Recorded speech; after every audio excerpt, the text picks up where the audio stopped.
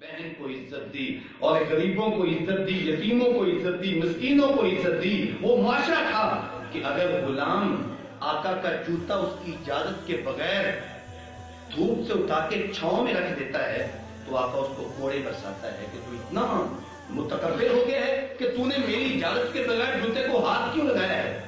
وہ کہتا آقا آپ کا جوتا دھوپ میں گرم ہو رہا تھا تو میں نے چاہا کہ اس کو اٹھا کے جب وہ سائے میں رکھ دوں۔ وہ پھر بھی کوڑے برساتا ہے کہ تو اتنا متکبر ہو گیا ہے کہ میری اجازت کے بغیر تو نے میرے جوتے کو ہاتھ کیوں لگایا، کوڑے برساتا ہے۔ اللہ اکبر۔ اس معاشرے میں سنیے ذرا کا کریم صلی السلام عرشوں کے راہی ہیں، جب عرش سے واپس تشریف لاتے ہیں تو حضرت بلال کو مخاطب کر کے کہتے ہیں بلال تو کون سا عمل کرتا ہے کہ میں نے جنت میں اپنے آگے آگے تیرے قدموں کی آواز کو سنا ہے؟ ذرا بتائیے جب حضرت بلال نے یہ جملہ محبت سنا ہوگا تو پھر دور غلامی کی ساری تھکن اتر نہیں ہوگی؟ پھر یہ غلام وہ فرش زمین سے اٹھ کر عرش بری کا مالک نہیں بن گیا ہوگا؟ اللہ اکبر۔